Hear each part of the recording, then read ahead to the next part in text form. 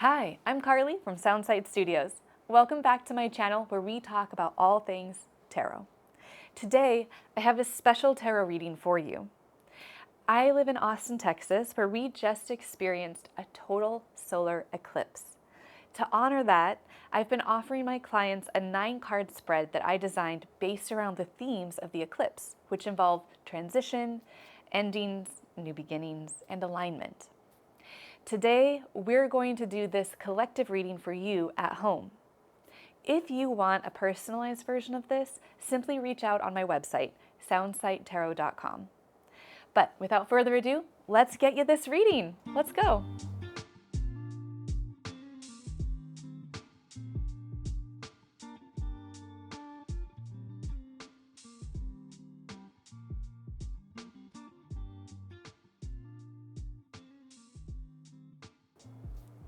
As I begin, let's take a deep breath to center ourselves in preparation for our reading. Go ahead and breathe in, and then exhale. Next, let's set the mental intention that we may see things as they are and not as we want them to be.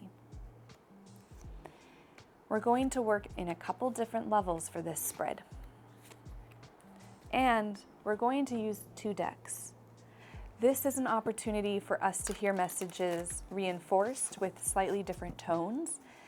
And it's also a way to get more modernized and nuanced messages by having different authors share their interpretation of cards with us.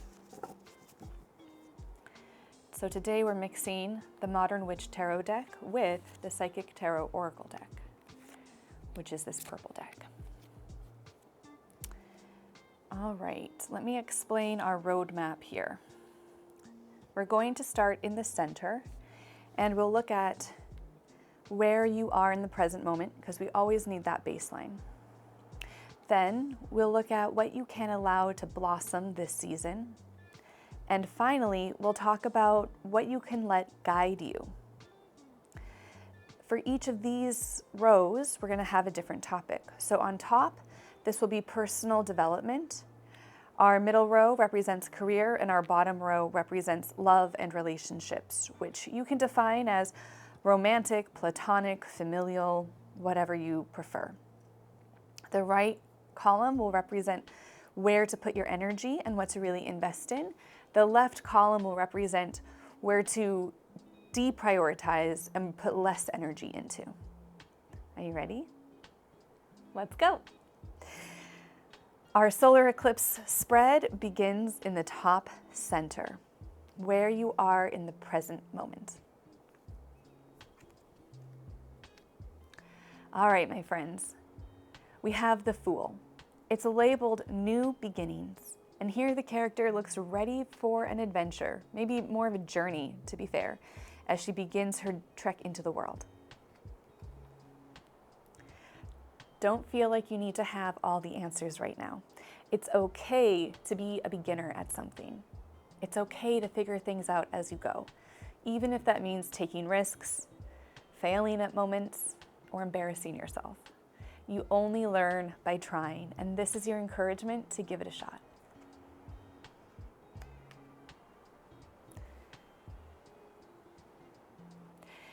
Next card, what to allow to blossom now that the eclipse has passed.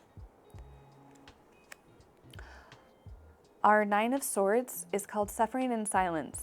It's a reminder that sometimes we're thinking something, but we don't believe we have a right to say it, so we swallow it down and suppress it. No more. You have a voice for a reason. Use it. Our 9 of Swords is an encouragement to speak up. Maybe that's a new change. Our third card, and the final in this column, is what to allow to guide you. Ooh la la, 5 of Swords, it's labeled conflict and defeat. If you've ever lost something and it disappointed you, then instead of getting bitter, let it make you better. Recognize what caused that defeat, and maybe it's by experiencing that loss that you realized how much you wanted that win or how much you wanted something to be successful. Don't quit just because you lost something. Get back in the fight with a better strategy. Our Five of Swords in this specific deck is a reminder that the things that challenge you are the same ones that will make you stronger. So don't shy away from those challenges. All right, let's look at our columns to see what we can do in our personal, career, and relationship spaces. In the personal life, you could release having a strong personality. We're going to come back to that. And embrace following the rules. There's a time for everything in life. When it comes to your own personal identity and expression, the sun is about being bold and loud and expanding beyond what you've perceived to be your boundaries. Therefore, maybe this is not the time to be loud and expansive. Maybe you've already done that. Now people have seen you, you've taken up your space, you've made your presence known. And we're going to switch our tactics. Justice represents following the rules. And if you're not in the mood to follow rules, maybe it's about making your own.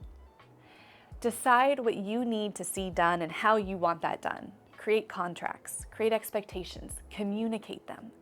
This allows you to have a clear framework for where your responsibilities start and end. It allows other people to know what's expected of them, and it's all based around that communication in advance. So think about creating those expectations for yourself and others and communicating them in advance. All right, I love the empowerment of creating your own rules. And so from there, let's look at career and see if maybe there are some rules we can break in that space. What you could be less worried about. Recognition and reward. Our Three of Pentacles is often called the card of the master craftsman. Here we see a painter, an art model, and a teacher. We can guess each are excellent at the craft that they perform. It's really important to get accolades and recognition for your work, but don't let that distract you. Sometimes that can be a little bit too, sometimes that can pull us off of our path because we start looking at the applause from others and thinking that's what we need to keep doing, rather than listening to the internal validation and the internal voice about what we need to be doing. Our Nine of Pentacles is what I call the Beyonce card. It often represents a single independent woman who's in her garden with a handle on her resources and a sense of comfort with the world or the estate that she's built, which often has come through a period of time of slow, meaningful, and consistent work. If you've been a hard worker, this is a reminder to appreciate all that you've done. Take a moment to pause and see your progress. This character is in a garden because there's finally growth and abundance based on the seeds that she planted years ago, maybe decades ago. Enjoy this in your career. Take a minute to soak it in. Go buy yourself a little treat today, right? Take a night off, enjoy a movie. Just make sure that you're appreciating what you've done and not continuing to strive for what other people expect of you, because you'll never satisfy them enough. They're always going to want a little bit more. Make sure that you're feeling that sense of pride and comfort and enjoyment for all that you've built already. So that's our career advice. Lastly, let's talk about love and relationships.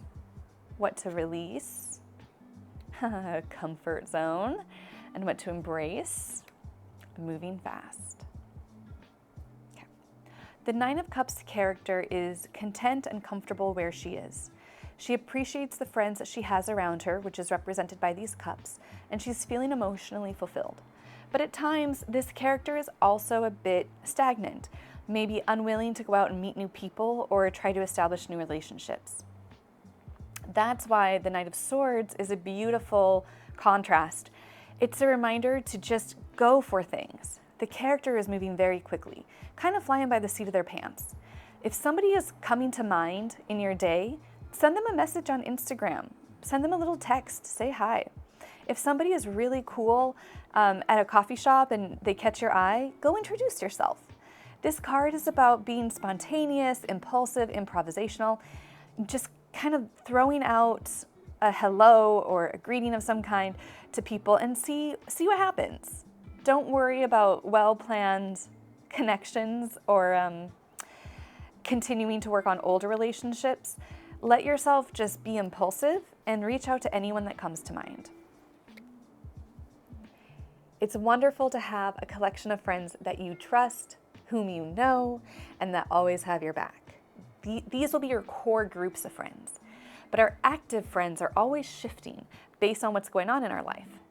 Therefore, the Knight of Swords is a reminder to really reach out to the individuals who have been engaging with you lately, the ones who have been around you in your communities, even if it's new and they haven't really met you before, you don't know each other very well. Reach out to them, establish that relationship, get started, see what happens. The right people are like puzzle pieces that can come into your life, and maybe now is a time to go search for some of those new puzzle pieces and see if they fit into a bigger picture of your life right now. That's our spread. I hope this interpretation and this reading has been meaningful to you. If you have any questions about the cards or how they might apply to your life, leave a comment below and I'll make sure to answer you. Here are the 3 themes that I am really taking away from this spread. The first, don't be afraid to try something new. Not knowing how to do something is just fine. You will learn along the way. Theme number 2, allow conflict and defeat to be your biggest teacher. This is going to be a reminder of where you can grow. Wherever you feel defeated is actually a place where you can develop new skills, get stronger, and try again and experience a win. And our third theme is from the Knight of Swords, and it's a reminder when it comes to social life that you never know what a relationship can bring to you. So don't be afraid to say hi and start a new relationship simply because you don't know where it will lead. Just reach out and let the world take it from there. Please like and subscribe. Having you here makes all the difference for my growing business, and I love getting to share this type of content with you. Follow me on my socials to stay in touch, and I will see you next time. Until then, keep up the good readings.